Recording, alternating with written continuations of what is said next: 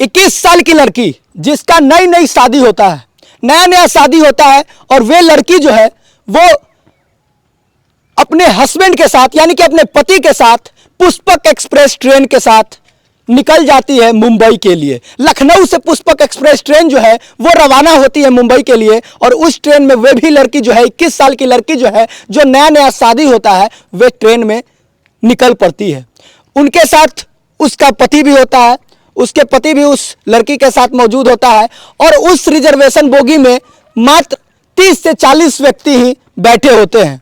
मैं बता दूं कि इगतपुर रेलवे स्टेशन, औरंगाबाद के इगतपुर रेलवे स्टेशन जो कि यूपी में पड़ता है, वहां से ट्रेन जो है खुल जाती है और वहां से मुंबई के लिए रवाना होती है।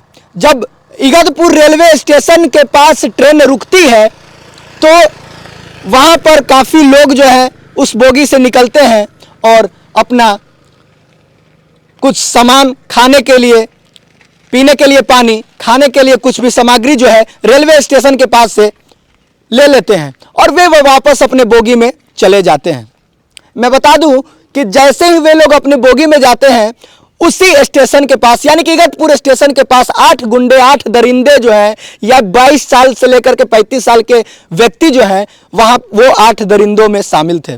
वे 8 दरिंदे भी उस ट्रेन में चढ़ जाते हैं, उस ट्रेन में चढ़ जाते हैं। और जब वे ट्रेन में 8 दरिंदे साथ में चढ़ते हैं, उस ट्रेन में 30 से 40 लोग जो थे वहां पर मात्र मौजूद थे। उस दिन ज्यादा से ज्यादा लोगों का सीट उस ट्रेन में खाली था।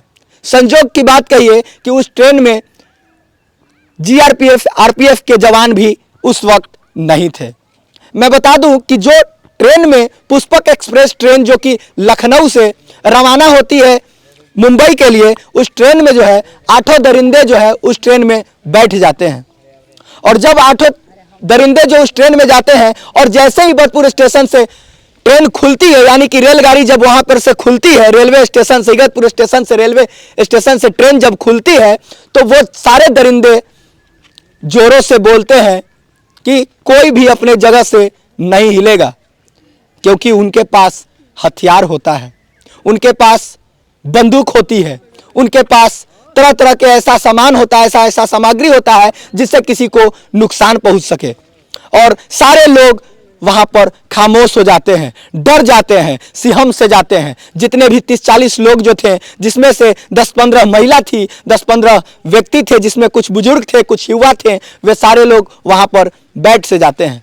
वे सिहम से जाते हैं, वे डर से जाते हैं, क्योंकि उन सारे लोगों के पास, वे 8 दरिंदों के पास कुछ ना कुछ उनके पास सामग्री था, हथियार था।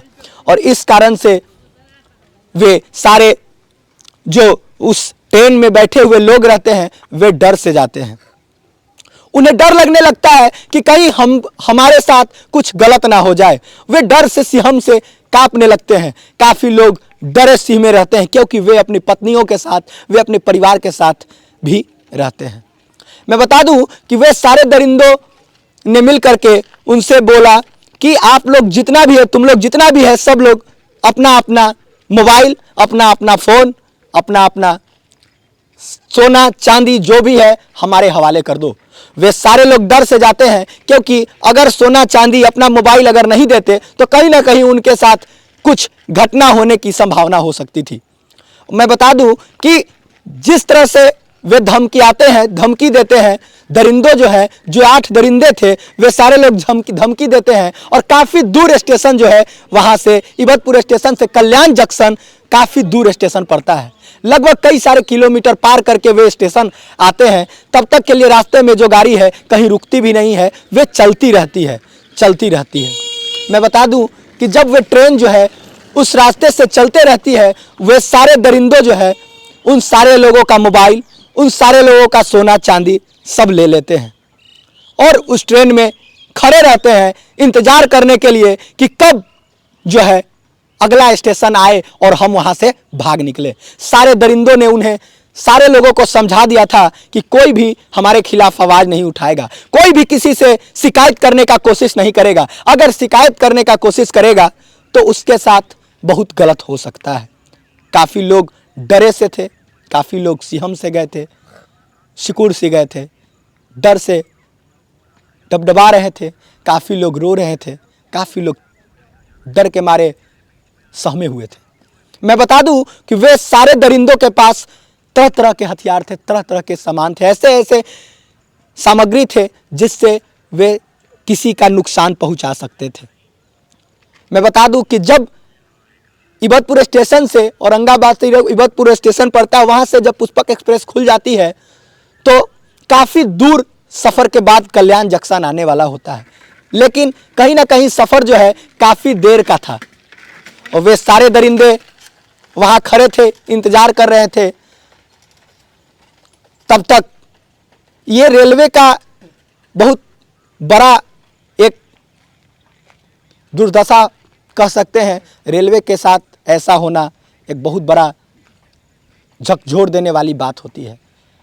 आप ऐसे बात सुन करके आपके पैरों से ज़मीन तले खिसक जाएंगे, क्योंकि जब ट्रेन काफ़ी देर होती है पहुंचने के लिए तो वहाँ पे जो लड़के थे, जो 8 दरिंदे थे, उनके नज़र एक 21 साल की लड़की जो नए नए शादी हुआ था उनके उस पे पड़ती है।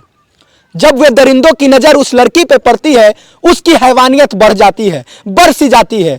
जैसे ही उस लड़की को देखते हैं, सारे दरिंदे देख करके तरह तरह के कमेंट करने लगते हैं।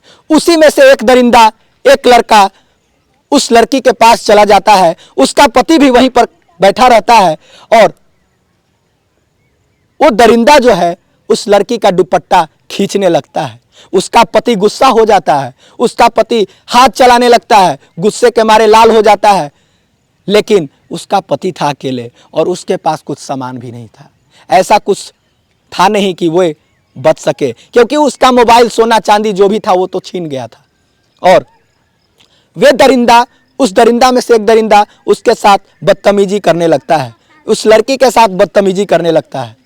और मैं बता दूं कि जब उस लड़की के साथ बदतमीजी करने लगता है तो लोग काफ़ी डर से जाते हैं और काफ़ी लोग जो हैं वे शांत हो जाते हैं। कोई आवाज़ उठाने तक को राजी नहीं होता है, क्योंकि सबको डर था कि कहीं हमारे साथ गलत ना हो जाए।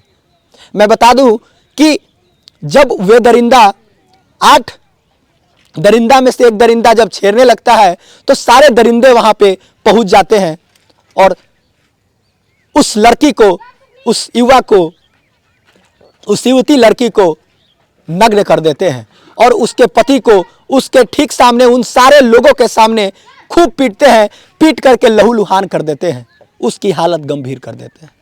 मैं बता दूं कि जब वे लड़की, 21 साल की लड़की जिसका नया नया शादी हुआ था, उस लड़की को सारे 8 गुंडे मिल करके नग्न अवस्था में करके बारी बारी से उनका बलात्कार करते हैं।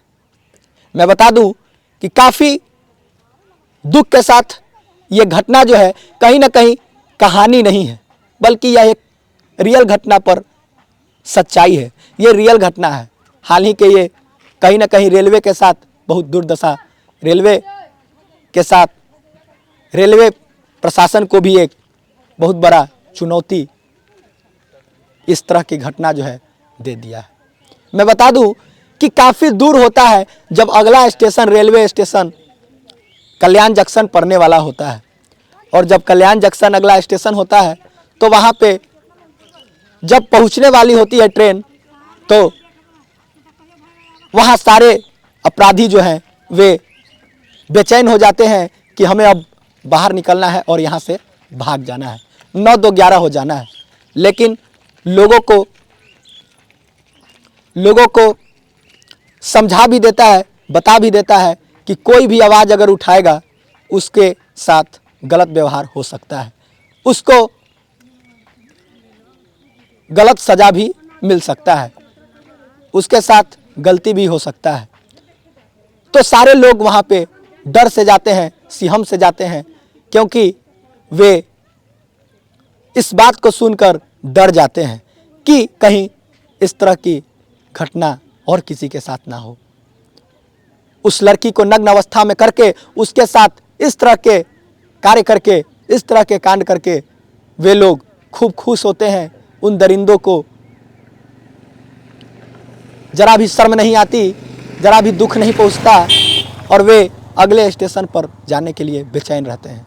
अब दूरी काफ़ी कम था, अब उतरने की बारी थी। वहाँ पर एक जीआरपीएफ के टीम के एक जवान थे जो आ रहे थे। वो इशारा में ही एक व्यक्ति ने वहाँ पे कष्ट किया, इशारा में ही कुछ समझाने का कोशिश किया और वे जवान भी तैनात हो गए। वे तुरंत अपने फोर्स को एक्टिव करने के लिए बोल दिए और अगले स्टेशन यानी कि कल्याण जंक्शन पर जब जैसे ही पहुँचते हैं, वे स्टेशन पर सारे फोर्स जो है चारों तरफ से ट्रेन को घेर लेती है। कहीं ना कहीं वे चारों दरिंदे जो हैं, वे 8 दरिंदे में से 4 दरिंदे वहां से भागने में समर्थ हो जाता है, बाकी 4 दरिंदे वहां पे पकड़ा जाते हैं। तुरंत रेलवे पुलिस उन चारों को हिरासत में लेते हैं और लड़की को मेडिकल टेस्ट के लिए भेज देते हैं। उसके पति को भी मेडिकल के लिए भेज देते हैं। मैं बता दूं कि इस तरह का घटना जो है एक बहुत बड़ा दुर्घटना का रूप ले चुका है। मेरा ये बात आपको ठेस पहुंचाने के लिए नहीं था, मेरा ये बात आपको एक्टिव, आपको तैयार करने के लिए था कि आप कहीं से भी कहीं भी जा रहे हो, कहीं भी जाते हो तो आप अपने आप को सतर्क रखें, आप अपने आप को सुरक्षित महसूस करके ही निकले, अपने आप को सतर्क करके निकले। बाकी आप लोग कमेंट में बताइएगा कि क्या इस घटना का अंजाम सही रहेगा। तब तक के लिए बने रहे आर प्रिंस के साथ, राइट रिपोर्टर प्रिंस के साथ। आगे मैं और भी जानकारी दूंगा। तब तक के लिए जय हिंद, जय भारत, जय बिहार। और ये ध्यान में रख करके आप लोग सोचिएगा कि क्यों ऐसा हो रहा है। तब तक के लिए जय हिंद, जय भारत, जय बिहार।